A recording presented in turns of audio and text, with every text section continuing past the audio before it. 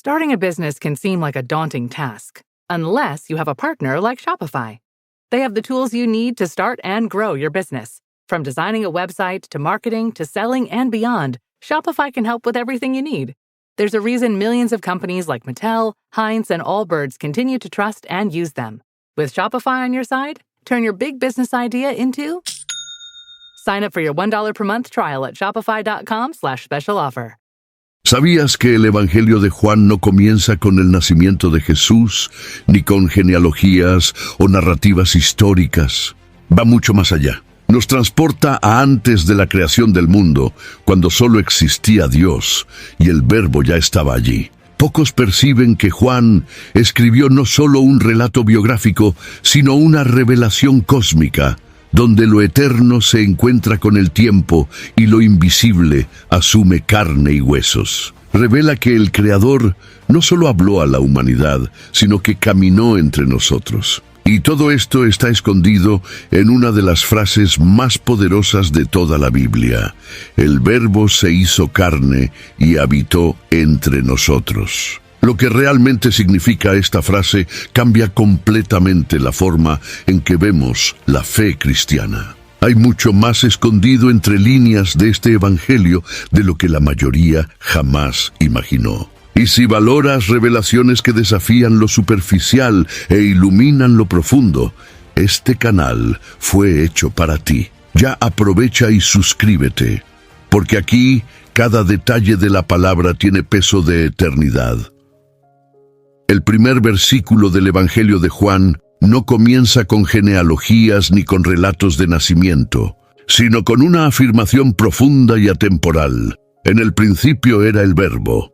Esta apertura ecoa deliberadamente el inicio del libro de Génesis, donde se lee: En el principio creó Dios los cielos y la tierra. Sin embargo, aquí, Juan no habla de la creación, sino de aquel que ya existía antes de que cualquier cosa fuera creada. El Verbo, o en griego, el Logos, es presentado como preexistente, eterno, sin comienzo, como parte activa de la propia naturaleza divina. Juan nos invita a contemplar una realidad que trasciende el tiempo y el espacio, revelando que el Evangelio no comienza en Belén, sino en la eternidad. Este Verbo no es una fuerza impersonal, sino una persona viva, consciente, divina. Él no solo existía desde el principio, sino que estaba con Dios, y aún más, Él era Dios. Juan no permite ninguna ambigüedad sobre la identidad del Verbo.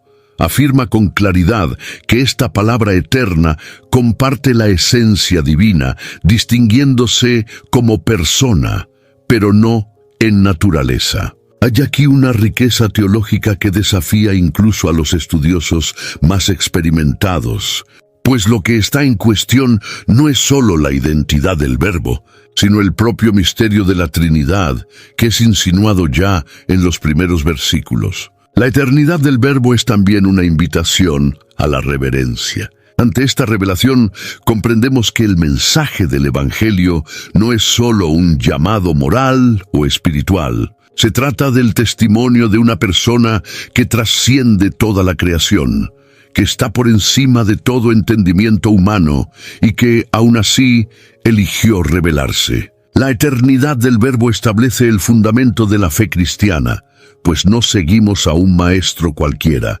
sino a aquel que siempre fue, que no fue creado, y que sostiene todas las cosas con el poder de su palabra.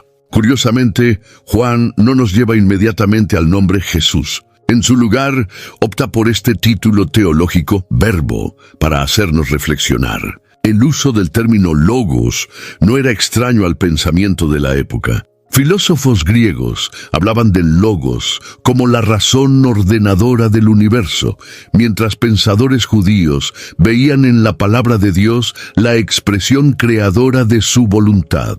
Juan une estas corrientes y revela que el logos no es solo una idea o un atributo divino, es una persona real, viva, que se manifestaría plenamente en la historia de la humanidad. Al reconocer que el Verbo ya existía antes de todo, nuestra comprensión del Evangelio se expande. No se trata solo de una narrativa histórica, sino de un plan eterno que ahora se vuelve visible. Cuando miramos a Jesús, no estamos ante un líder religioso cualquiera, sino ante el mismo Dios que entró en la historia.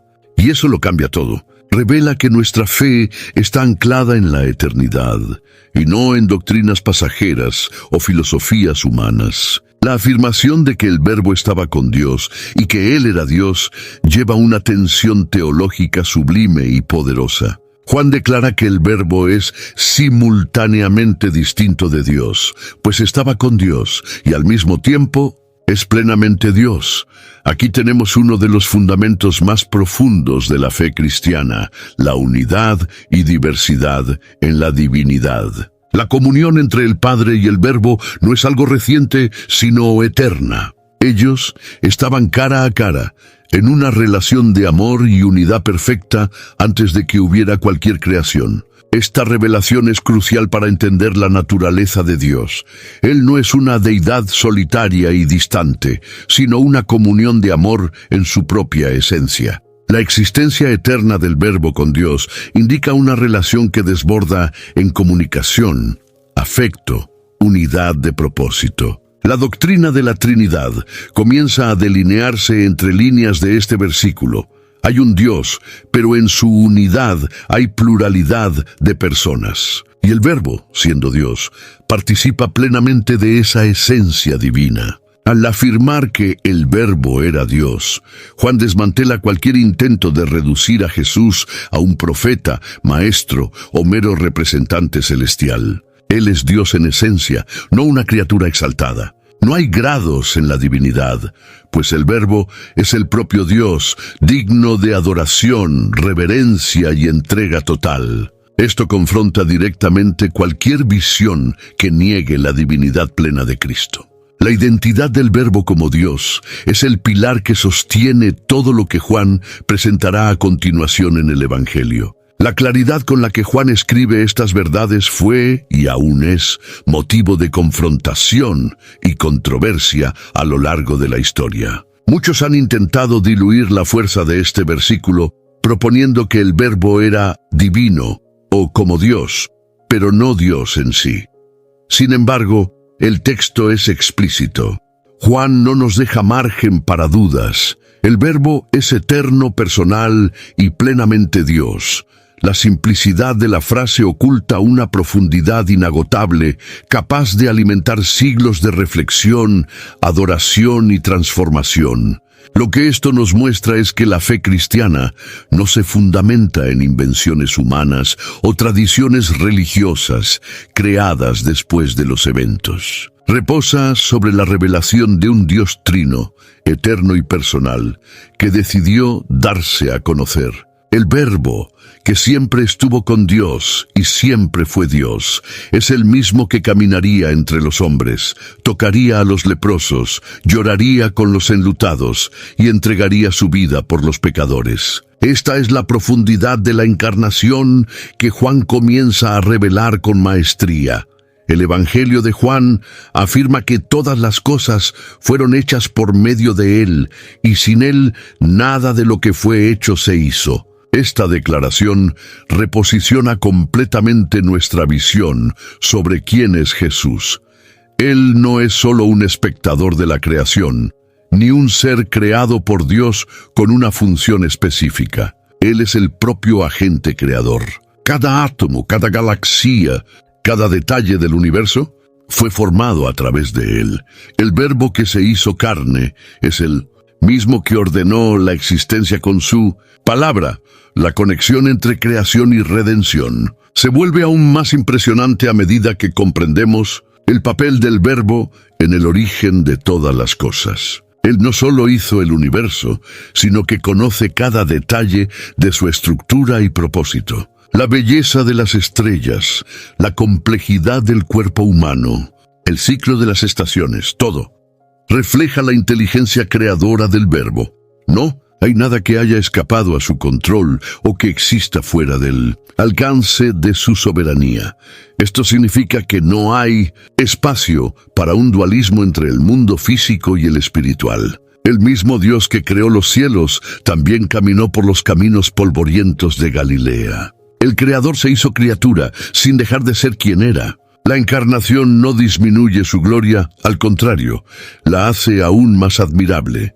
Pues el mismo Verbo que modeló los montes con poder, permitió ser colocado en un pesebre, en un cuerpo frágil, para habitar entre los hombres. El hecho de que sin Él nada de lo que fue hecho se hizo, muestra que no hay vida aparte del Verbo. Él es el origen de todo lo que existe, y nada tiene existencia autónoma. Esta verdad es especialmente relevante en una generación marcada por el materialismo y la creencia de que la vida es un accidente. Juan confronta esta mentalidad al mostrar que todo tiene un origen, y este origen es personal, poderoso y lleno de propósito. Nada fue hecho por accidente y todo apunta al Creador.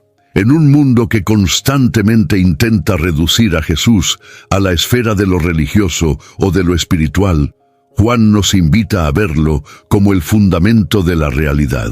Aquel que murió en la cruz es el mismo que creó el universo. No hay forma de separar su gloria cósmica. Did my card go through?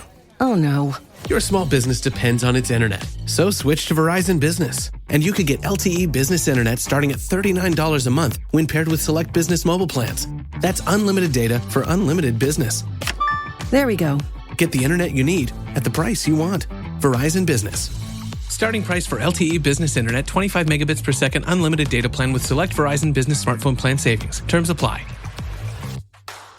It's football season, and you can now get almost anything you need for game day delivered with Uber Eats. What do we mean by almost? Well, you can't get a running back delivered, but you can get baby back ribs delivered. A strong defense? No. A strong deodorant? Yes. A six-pack of abs? Nope. Six-pack of beer? Yes. Get almost anything for game day delivered with Uber Eats, official on-demand food delivery partner of the NFL. Order now. Alcohol 21 plus and in select cities. Product availability varies by region. See app for details. De su misión redentora. Él no es solo el Salvador, también es el Creador. Y esta doble identidad revela un amor que antecede todas las eras y penetra todas las dimensiones de la existencia. Antes de continuar, quiero saber qué parte hasta aquí más te hizo mirar al Verbo con otros ojos. Comenta ahí. Siempre es una riqueza ver cómo la palabra toca a cada uno de forma única. Al afirmar que la vida estaba en él, Juan establece una conexión directa entre el Verbo y la esencia de la existencia. Él no es solo el autor de la creación, sino la propia fuente de toda vida. Esta vida no se restringe a la biológica, sino que abarca todo lo que confiere sentido, propósito y plenitud a la existencia humana. Desde el aliento dado a Adán en el jardín, hasta la promesa de la vida eterna ofrecida a todos los que creen, todo emana del Verbo.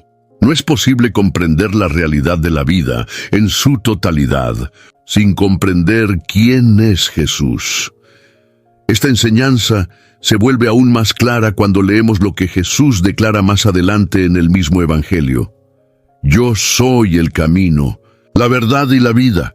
Juan capítulo 14, versículo 6. Esta afirmación no es simbólica ni poética, es literal. Juan deja claro que el Verbo no solo posee vida, Él es la propia vida. No es un donante momentáneo, sino la fuente perenne e inagotable. Toda respiración, cada latido del corazón, cada pensamiento y emoción son sustentados por la presencia invisible del Verbo que se manifestó en carne.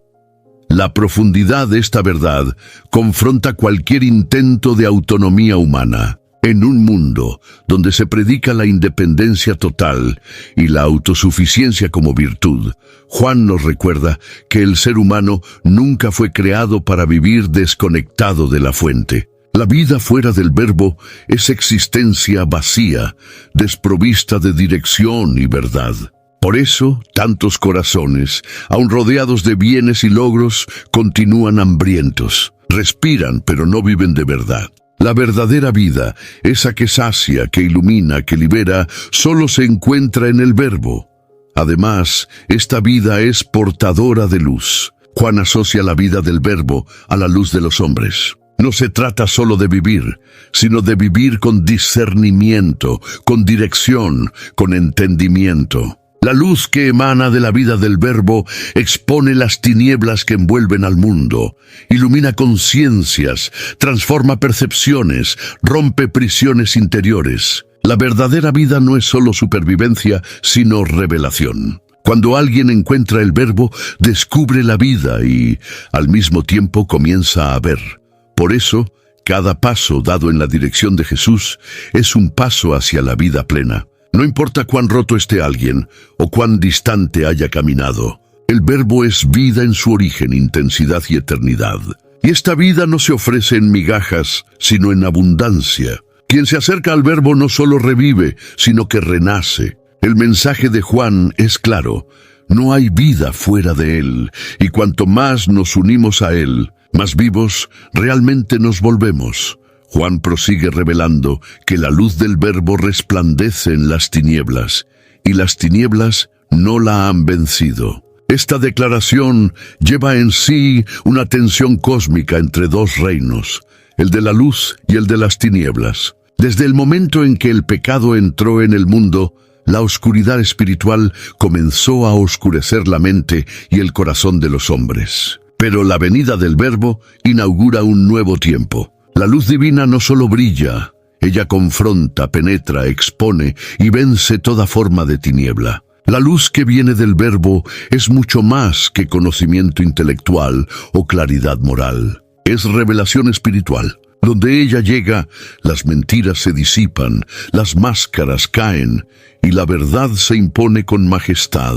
Por eso, esta luz no es recibida de forma pasiva por todos. Hay una resistencia natural en el corazón humano a aquello que es puro, santo y verdadero. Las tinieblas, simbólicamente, representan no solo el mal, sino también la ignorancia voluntaria, el rechazo de la verdad, la negativa a doblarse ante la luz que revela el estado real del alma. En Juan capítulo 3, versículos 19 y 20, el mismo Jesús afirma que la luz vino al mundo, pero los hombres amaron más las tinieblas que la luz, porque sus obras eran malas. Esta elección intencional muestra que el enfrentamiento entre luz y tinieblas no es solo espiritual, es moral y existencial. El Verbo no solo ilumina el camino, él exige una decisión. Y muchos, al verse confrontados por la luz, prefieren mantenerse en las sombras, lejos de la mirada que todo revela.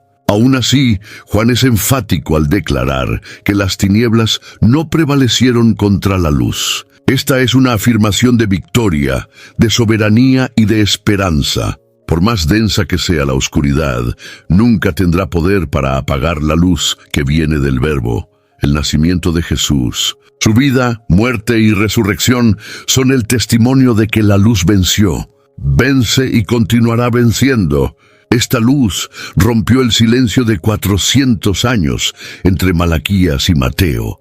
Atravesó siglos de dureza espiritual y continúa iluminando hasta hoy. Para quien camina en medio de confusiones, dudas y sombras interiores, esta verdad es liberadora. La luz del Verbo no solo disipa las tinieblas alrededor, ella transforma el interior. Donde antes había desorientación, ahora hay claridad.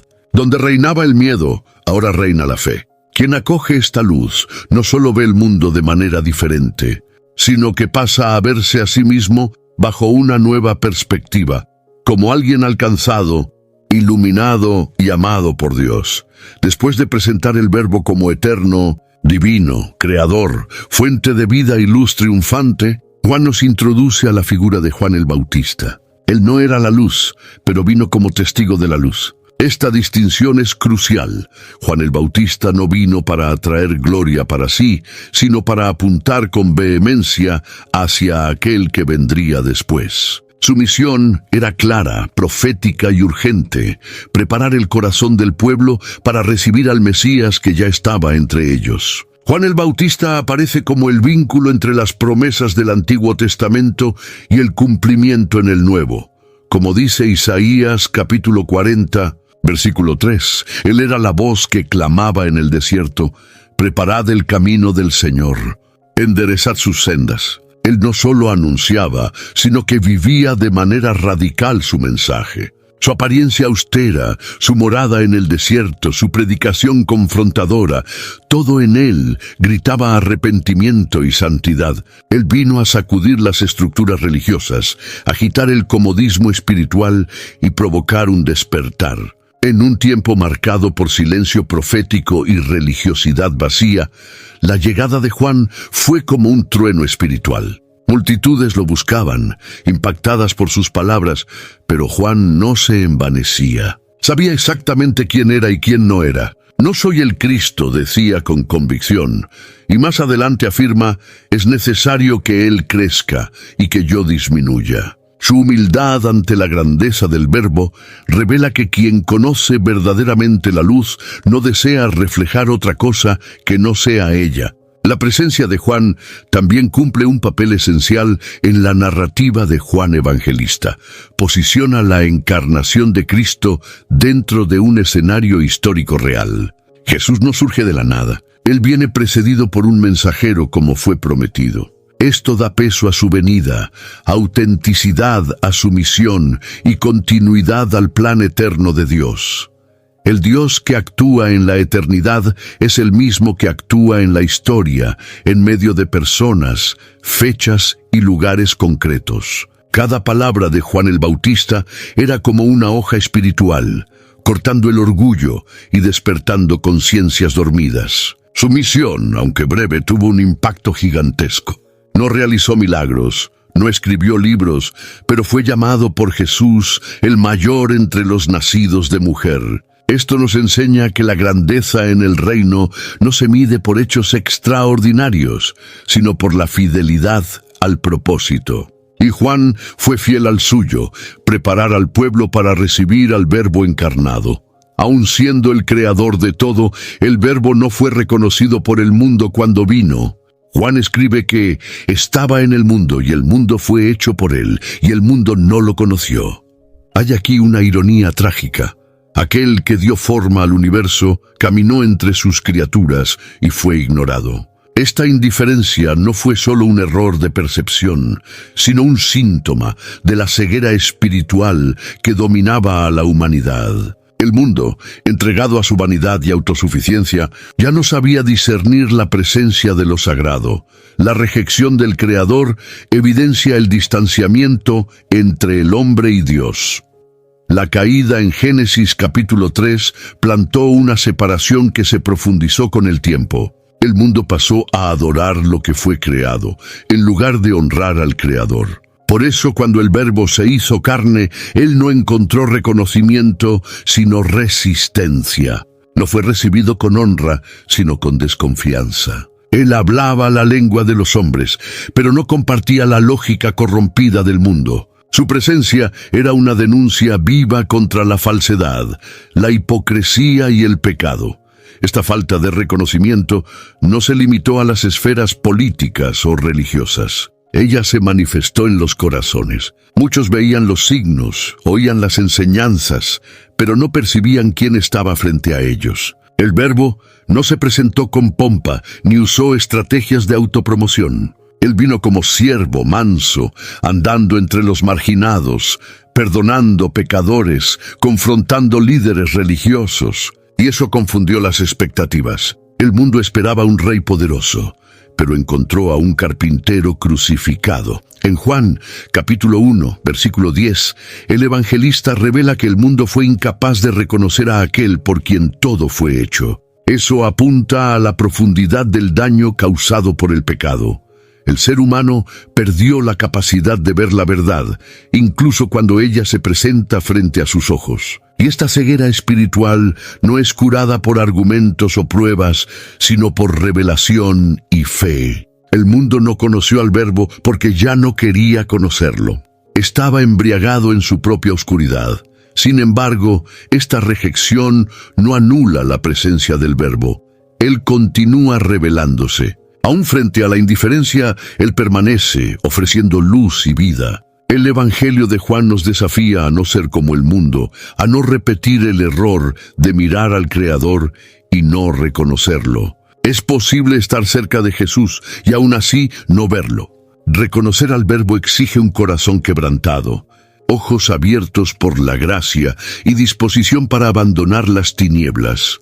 La rejección se intensifica cuando Juan revela que el Verbo vino para los suyos, y aún así no fue recibido. Esta afirmación profundiza el dolor y la gravedad del desprecio. No se trata solo de desconocimiento del mundo en general, sino de la negación por parte de aquellos que deberían reconocerlo primero. El pueblo de Israel. Era este pueblo el que poseía a los profetas, las promesas, la ley y toda la preparación histórica para el Mesías. Pero cuando él vino, fue descartado como un impostor. Esta rejección por parte de los suyos evidencia el peso de la religiosidad sin revelación. La tradición, por más noble que sea, no sustituye al corazón sensible a la presencia de Dios. Los líderes religiosos estaban tan aferrados a sus interpretaciones, a su autoridad y al estatus que construyeron, que fueron incapaces de reconocer la verdad encarnada frente a ellos. En Mateo capítulo 23, Jesús denuncia con lágrimas el endurecimiento de Jerusalén. ¿Cuántas veces quise yo juntar a tus hijos, y tú no quisiste? El dolor de esta rejección se refleja a lo largo de todo el ministerio de Jesús. Desde los primeros signos hasta el momento de su crucifixión, él fue constantemente cuestionado, desacreditado, acusado de blasfemia y herejía. El Verbo, que se humilló hasta nacer entre los hombres, ahora enfrentaba la negativa de aquellos que decían esperar por él. Era como un novio despreciado en el día de la boda, una oferta de amor descartada por los que más deberían valorarla. Pero hay un misterio revelador en esta rejección. Ella no frustró los planes divinos. Al contrario, los reveló con aún más fuerza. La negativa de los suyos abrió camino para que todos, de todas las naciones, pudieran ser alcanzados. Pablo explica en Romanos capítulo 11, versículo 11, que por la rejección de Israel, la salvación vino a los gentiles. La cruz, resultado de la rejección, se convirtió en el portal de redención. Aquello que parecía derrota era, en verdad, la consumación de un plan eterno. Este dolor del Verbo rechazado continúa resonando hasta hoy, cada vez que alguien cierra el corazón a su voz. Pero también sigue ofreciendo esperanza, pues aún rechazado, el Verbo continúa buscando, curando, salvando. Él no se rinde. Él continúa viniendo hacia los suyos, insistiendo con amor y gracia, esperando que el corazón humano finalmente se abra. La rejección no es el fin de la historia, es solo el comienzo de una nueva oportunidad de redención. Después de exponer el rechazo del Verbo por parte del mundo y del propio pueblo de Israel, Juan revela una promesa gloriosa.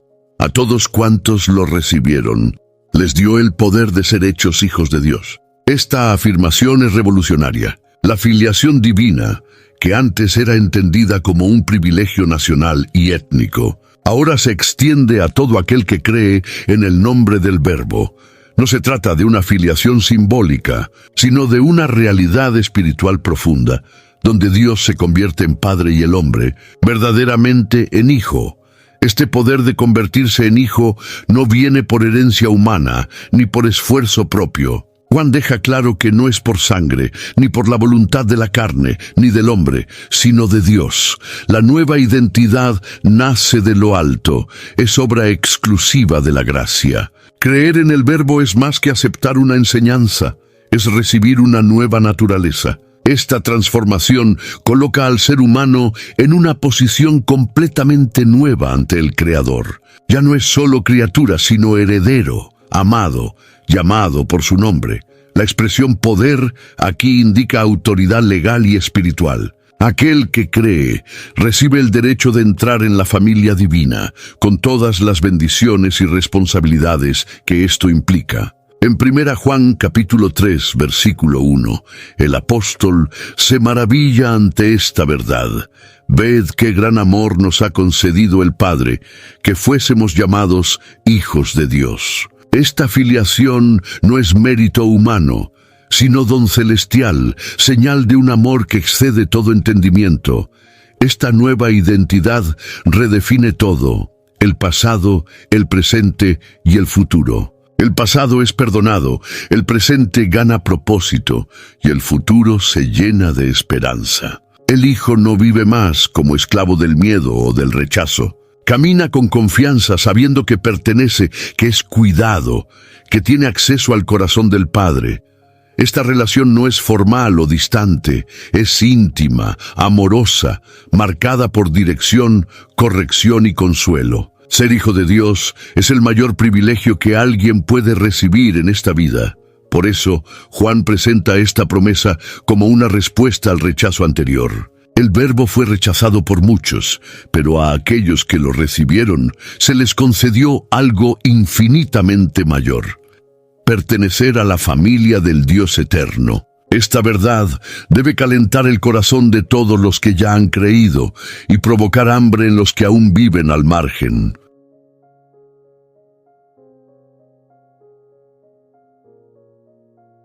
La puerta está abierta, la promesa está hecha, y el Verbo continúa llamando, ofreciendo el poder de ser hecho hijo para todo aquel que cree.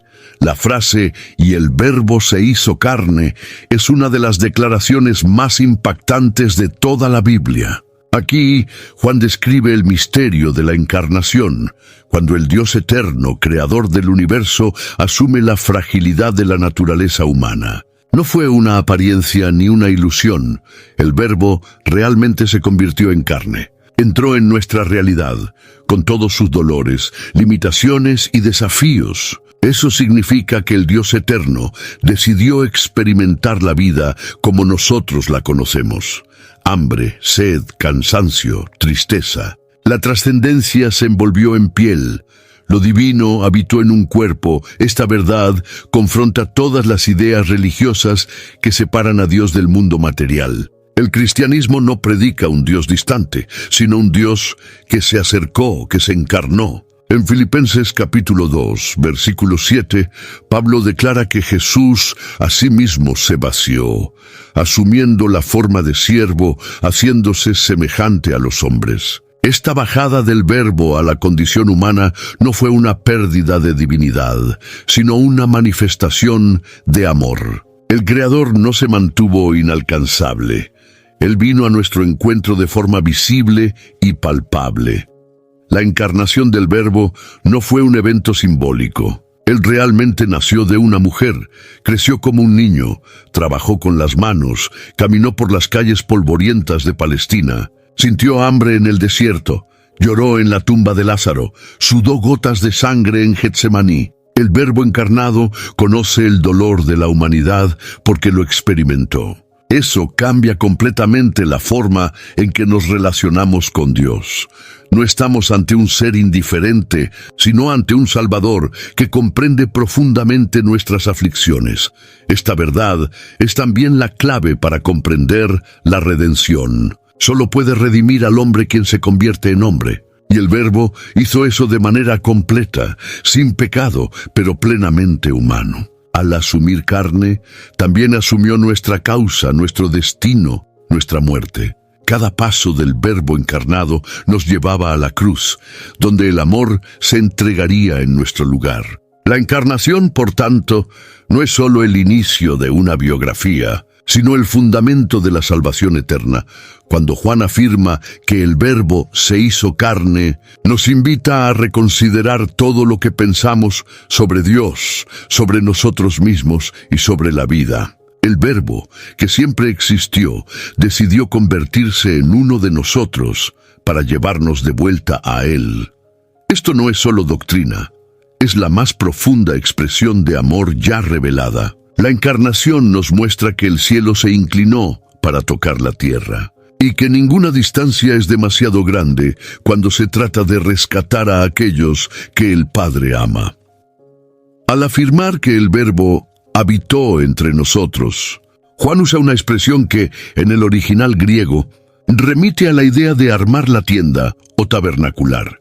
Se trata de una alusión directa al tabernáculo del Antiguo Testamento, donde la gloria de Dios habitaba entre el pueblo de Israel. Ahora, esta presencia no se manifiesta en una estructura hecha por manos humanas, sino en un cuerpo vivo, en la persona del Verbo encarnado. Él no solo pasó por aquí, Él montó campamento entre nosotros. La presencia de Dios no estaba más distante en el cielo, sino presente en medio de la humanidad. Esta nueva habitación es radicalmente diferente de las manifestaciones anteriores. Antes, la gloria de Dios estaba rodeada por veus, accesible solo al sumo sacerdote una vez al año. Ahora ella caminaba por las calles, comía con pecadores, tocaba a leprosos y acogía a los marginados. La gloria antes restringida ahora estaba visible, audible, accesible. En Colosenses capítulo 2 versículo 9, Pablo afirma que en él habita corporalmente toda la plenitud de la divinidad. No era solo una parte de Dios, sino la totalidad de él revelada en Cristo. La presencia del Verbo entre nosotros transforma completamente la forma en que entendemos la relación con Dios. Él no exige que lo busquemos en templos lejanos, sino que viene a nuestro encuentro donde estamos. En lugar de exigir sacrificios para acercarnos a Él, Él se sacrifica para atraernos. La presencia divina, antes rodeada por temor y distancia, ahora se manifiesta a través del amor, de la compasión y de la proximidad. El Dios inaccesible se hizo próximo, tocable, conocible, y esta habitación entre nosotros no fue pasajera. Aun cuando Jesús haya ascendido a los cielos, su presencia sigue viva entre los que creen. Él prometió en Mateo capítulo 28, versículo 20, «He aquí que estoy con ustedes todos los días hasta la consumación de los siglos». El Verbo encarnado permanece habitando en nosotros a través del Espíritu Santo, que nos guía, consuela y transforma. La presencia de Dios ahora no se limita a un lugar geográfico, se manifiesta en cada corazón rendido a Cristo. Por eso, la frase «y habitó entre nosotros» es un hito en la historia de la redención. Dios no envió solo palabras o mensajeros, Él vino personalmente. Se hizo presente de forma concreta, visible, amorosa, y su presencia sigue habitando entre aquellos que lo reciben. No se trata más de buscar a Dios en lugares específicos, sino de percibir que Él está presente en cada detalle del camino. El Verbo sigue caminando entre nosotros, revelando su amor día tras día. Al declarar «vimos su gloria», Juan revela que la encarnación del Verbo no fue solo un evento humano, sino una manifestación gloriosa de la naturaleza divina. Pero esa gloria no fue como la que se esperaba. No vino acompañada de ejércitos celestiales o tronos de oro. Era una gloria velada en la simplicidad, manifiesta en el amor, reflejada en la compasión. Era la gloria de un Dios que sirve, que se humilla, que muere por amor. Una gloria diferente de la humana, sublime pero humilde, majestuosa pero accesible. Juan se asegura de especificar que esa gloria era como la del unigénito del Padre, lleno de gracia y de verdad. Esta frase lleva peso y belleza. La expresión unigénito apunta a la singularidad de Jesús. Él no es un hijo entre muchos, sino el Hijo eterno, que comparte la misma esencia del Padre. Y es exactamente por eso que su gloria es tan impresionante. Ella revela quién es Dios de verdad, sin sombras, sin distorsiones, sin máscaras. Mirar a Jesús es ver al Padre, como el propio Cristo afirmó en Juan capítulo 14, versículo 9. «Quien me ve a mí, ve al Padre».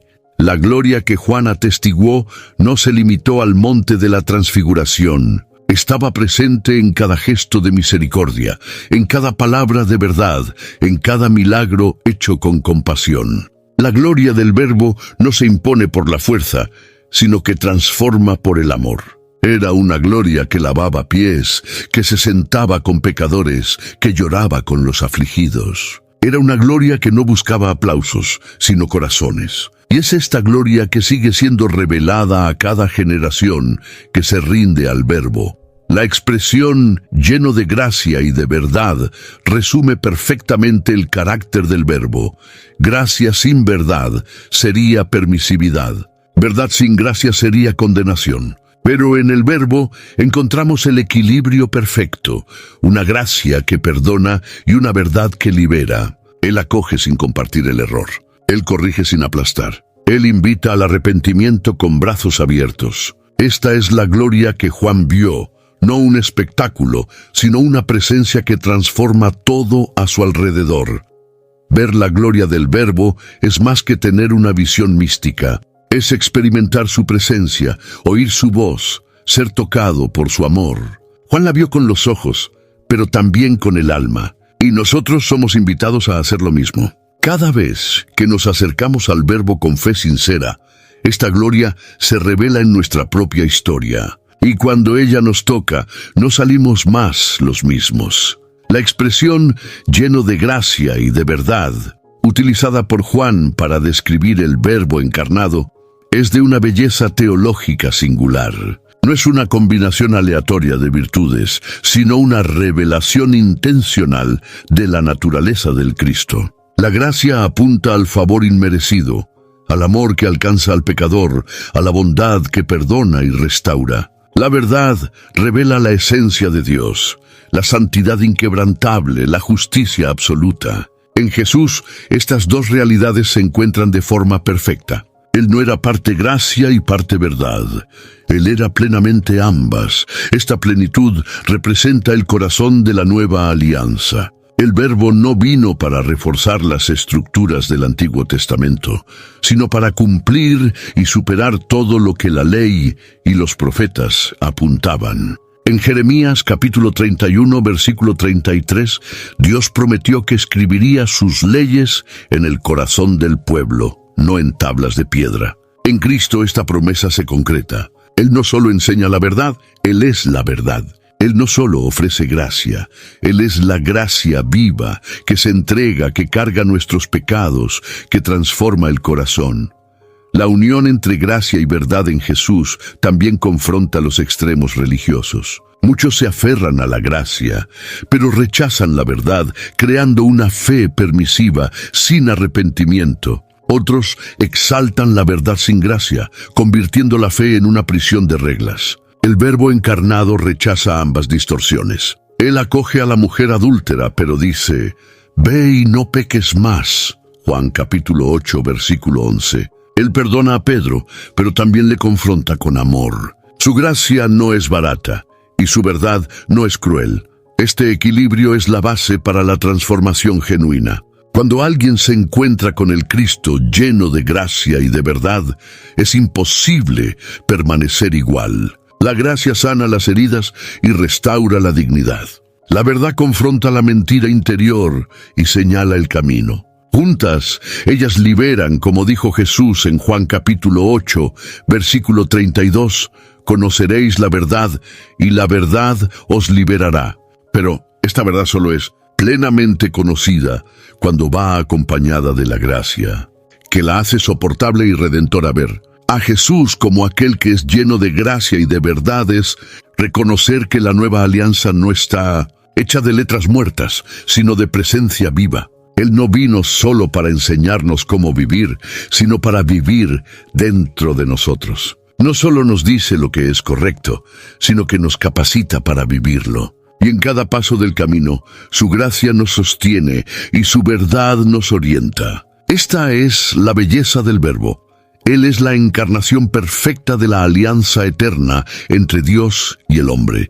Cuando Juan afirma que de su plenitud todos nosotros hemos recibido y gracia sobre gracia, está revelando la generosidad inagotable del Verbo. La palabra plenitud describe la totalidad de la vida divina que habita en Cristo. En otras palabras, Él no ofrece bendiciones en parte, sino en abundancia. La imagen es de una fuente que nunca se seca, de un océano sin fin de gracia. Y más que eso, Juan dice que no recibimos solo gracia, sino gracia sobre gracia, una sucesión continua, un flujo ininterrumpido de la bondad divina. Esa plenitud no es un concepto abstracto, sino una realidad vivida. Cada vez que somos perdonados, restaurados, guiados o consolados, estamos experimentando de esa gracia abundante. Y ella no es racionada, como si Dios estuviera midiendo cada porción. Por el contrario, como Pablo escribe en Efesios capítulo 1, versículo 7, en Él tenemos la redención por su sangre, la remisión de los pecados, según las riquezas de su gracia. Esta gracia es rica, generosa, excesiva, y ella nos es dada continuamente, no por mérito, sino por amor. La expresión gracia sobre gracia también lleva la idea de sustitución y superación. La gracia que vino por medio de Moisés con la ley fue importante, pero ahora una nueva gracia, más completa, más poderosa, más accesible, es ofrecida en Jesús. Juan nos muestra que la gracia del Antiguo Testamento no fue anulada, sino que fue profundizada y elevada. Lo que antes era sombra, ahora es realidad. Lo que antes era figura, ahora es sustancia. En Jesús, la gracia ganó rostro, voz, presencia. Esta abundancia no debe ser interpretada como un estímulo al comodismo espiritual. Por el contrario, la gracia que recibimos nos impulsa a vivir de manera digna del llamado que recibimos. Ella nos libera del pecado, pero también nos transforma para vivir en santidad. No es un cheque en blanco para seguir errando, sino un recurso divino que nos capacita a vencer el pecado. Es por eso que Pablo pregunta en Romanos capítulo 6, versículo 1, ¿continuaremos pecando para que la gracia aumente? Y él mismo responde, de ninguna manera. Vivir de la plenitud del verbo es caminar diariamente bajo este derrame continuo de gracia. Es despertarse sabiendo que hay perdón para el ayer, fuerza para el hoy y esperanza para el mañana. Es reconocer que todo lo que somos y tenemos proviene de Él, no de nuestras obras, sino de su generosidad. Recibir de esta plenitud es más que un privilegio, es el corazón de la fe cristiana. Y cuanto más nos abrimos a ella, más descubrimos que su gracia no tiene fin. Juan traza una línea nítida entre dos eras espirituales cuando afirma, la ley fue dada por Moisés, la gracia y la verdad vinieron por Jesucristo. No se trata de despreciar la ley, sino de mostrar su limitación. La ley, dada por Moisés, fue santa, justa y buena. Ella reveló el carácter de Dios y el estándar de la santidad. Sin embargo, también expuso la incapacidad humana de cumplir plenamente con este estándar. Como un espejo, mostraba la suciedad, pero no tenía poder para limpiar. Jesús vino no solo para mostrar el camino, Él es el camino. Moisés fue un gran siervo de Dios, un legislador fiel, pero era solo un mensajero. Jesús, por otro lado, es el mismo Dios hecho carne. La ley apuntaba a la necesidad de un Salvador. Jesús es el cumplimiento de esa necesidad. La diferencia entre los dos no está en el valor, sino en la función. Como Pablo explica en Gálatas capítulo 3, versículo 24, la ley nos sirvió de ayo para guiarnos a Cristo. Ella nos preparó, nos condujo, nos hizo entender cuánto necesitábamos de gracia. La llegada de Jesucristo inaugura un nuevo tiempo, donde la obediencia ya no es impulsada por el miedo al castigo, sino por la gratitud al amor recibido. La ley exigía obediencia, pero no proporcionaba poder. La gracia, sin embargo, no solo perdona, sino que capacita. Ella escribe los mandamientos en los corazones, como se prometió en Hebreos capítulo 8, versículo 10. Pondré mis leyes en su entendimiento y en su corazón las escribiré. La diferencia entre Moisés y Jesús está entre exigencia y capacitación, entre reglas externas y transformación interna. Esta transición también nos enseña a lidiar con la tensión entre justicia y misericordia. La ley condenaba al transgresor con justicia. La gracia lo alcanza con perdón, sin anular la justicia, pues Jesús la cumple en nuestro lugar. Él lleva sobre sí la penalidad de la ley para que podamos ser libres. Esta sustitución es el centro de la cruz. En la cruz, la justicia de la ley y la gracia de Cristo se encuentran y se abrazan. Lo que Moisés apuntó de lejos, Jesús lo realizó en la plenitud de los tiempos. Vivir bajo la gracia no significa despreciar la santidad, sino caminar en libertad. No es una invitación a la anarquía espiritual, sino a la comunión real con el Padre. Es saber que ya no estamos bajo el peso de la culpa, sino bajo la luz de la redención. Es reconocer que Jesús es superior a Moisés, no por eliminar la ley, sino por cumplirla en nuestro lugar y ofrecernos en su lugar una vida nueva. La ley nos mostró cuánto éramos débiles. La gracia nos muestra cuánto somos amados.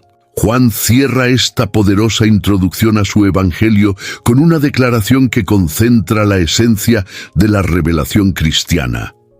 Nadie jamás vio a Dios, y el Dios unigénito que está en el seno del Padre es quien lo reveló. Aquí retoma una verdad conocida desde los tiempos del Antiguo Testamento: la santidad de Dios es tan grande que ningún ser humano podría contemplarlo en su plenitud y continuar vivo. Moisés, en Éxodo capítulo 33, versículo 20, oyó al propio Señor decir: «Hombre alguno verá mi rostro y vivirá». Sin embargo, lo que era imposible bajo la antigua alianza se convierte en realidad en Jesús, el Hijo que está en el seno del Padre, expresión que indica intimidad absoluta.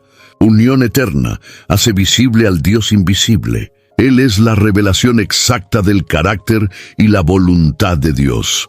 Como está escrito en Hebreos capítulo 1, versículo 3, el Hijo es el resplandor de la gloria de Dios y la expresión exacta de su ser. Mirar a Jesús es mirar al corazón del Padre. Sus actos, palabras, reacciones y silencios revelan perfectamente quién es Dios. Esta revelación es más que informativa, es transformadora. No se trata solo de aprender algo sobre Dios, sino de encontrarlo personalmente en Cristo. El Hijo no vino a enseñarnos una religión, sino a reconducirnos a la relación original con el Padre. So what do you want? What do I want? I want to use my degree for good, and in general. I kind of meant like a muffin or a latte. I want a job with a generous work-from-grocery store policy. You are here a lot. Debbie, please, I'm working. I want a job that will change the world. Ma'am, this is a drive-thru. And some nuggets. With LinkedIn's new AI-powered job search, you can find roles that match your unique skills, so you can dare to discover more. Visit linkedin.com/jobs to learn more. Él rompe el velo que nos separaba de la gloria y nos invita a vivir en plena comunión. Ahora, a través del Verbo encarnado, es posible conocer a Dios de forma íntima, personal, real. Esto cambia radicalmente la forma en que nos acercamos a Él. La expresión «nadie jamás vio a Dios» también comunica la limitación de cualquier otro intento humano de comprender la divinidad fuera de Cristo. Ninguna filosofía, religión o tradición es capaz de revelar a Dios con exactitud. Solo el Hijo, que conoce al Padre desde la eternidad, tiene autoridad para hacerlo conocido. Por eso, todo lo que necesitamos saber acerca de Dios está en Jesús. Él es la respuesta a la búsqueda humana de sentido, verdad e identidad. En Él, lo invisible se vuelve visible. Este versículo es el clímax de toda la introducción del Evangelio de Juan. Comenzamos con el Verbo en la eternidad, y ahora lo vemos revelando al Padre a los hombres, del cielo a la tierra, de lo invisible a lo tangible, de la gloria lejana a la presencia íntima. Juan no nos presenta solo doctrina, sino una persona, Jesucristo, el Dios revelado. Y esta revelación continúa viva, invitando a cada generación a conocerlo, a rendirse ante Él y a vivir en comunión con el Padre a través del Hijo. Con la llegada del Verbo encarnado, no solo se inicia una nueva era espiritual, se inaugura una nueva creación. Juan, al escribir su Evangelio, ecoa intencionadamente las palabras de Génesis. En el principio. Pero ahora, en lugar de tratar de la creación física, nos lleva a contemplar la creación espiritual, donde el Verbo trae a existencia un nuevo tipo de humanidad. En 2 de Corintios capítulo 5, versículo 17, Pablo afirma: «Si alguno está en Cristo, nueva criatura es. Las cosas viejas ya pasaron, he aquí, todas las cosas son hechas nuevas». Esta nueva creación comienza en el corazón, en el interior del ser humano. No es un cambio cosmético, sino esencial. Donde antes había tinieblas, ahora hay luz. Donde habitaba la muerte, ahora pulsa la vida. El Verbo no vino solo para modificar comportamientos, sino para dar un nuevo corazón, una nueva mente, una nueva naturaleza. Es un renacimiento, como Jesús explicó a Nicodemo. Es necesario nacer de nuevo.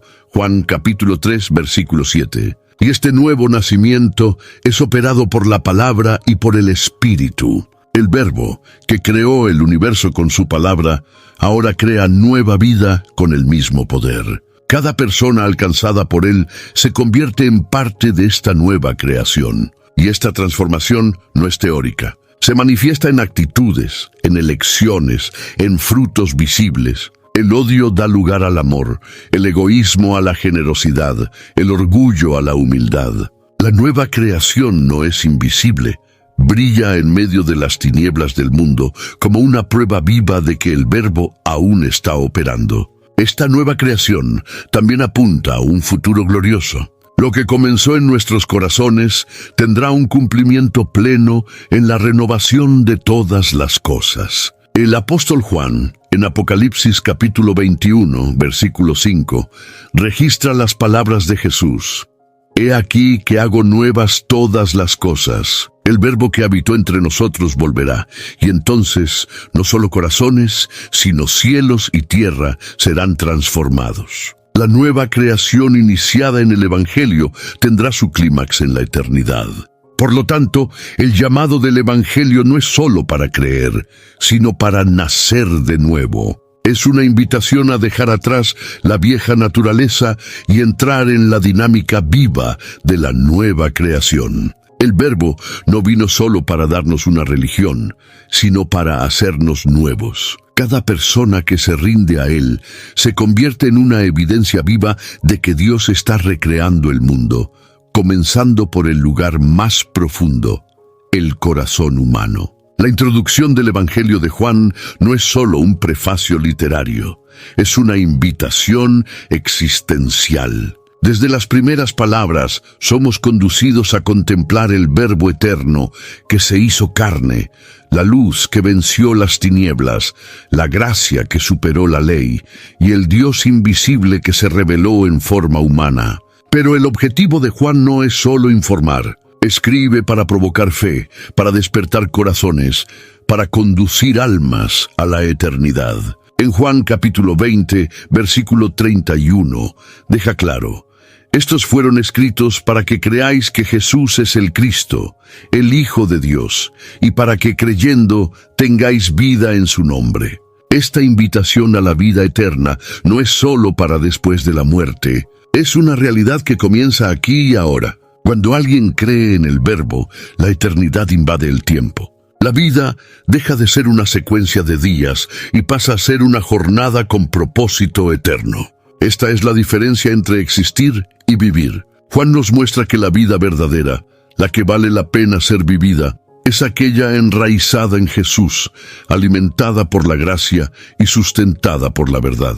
Es una vida que no termina con la muerte, sino que solo cambia de dirección. El Evangelio de Juan es también una puerta abierta para todos. Rompe barreras étnicas, religiosas y sociales. El Verbo vino para los suyos, pero también para todo aquel que cree. Desde el capítulo 1, Juan expande la salvación más allá de los límites de Israel. Nos recuerda que la eternidad está accesible para todos, judíos y gentiles, sabios y simples, religiosos y pecadores. La única condición es creer, y este creer no es solo intelectual, sino un acto de entrega, de confianza, de renuncia a uno mismo. Esta invitación a la eternidad exige respuesta. Juan nos muestra un verbo que se revela, que invita, que ofrece, pero que también respeta la decisión de cada uno.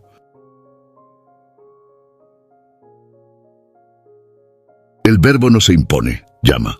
Llama a la puerta, pero no la derriba. Cabe a cada corazón decidir si permanecerá en la oscuridad o si se abrirá a la luz. Cada página de este evangelio ecoa esta pregunta. ¿Tú crees? Y esta no es una pregunta teórica, es la más importante de la existencia.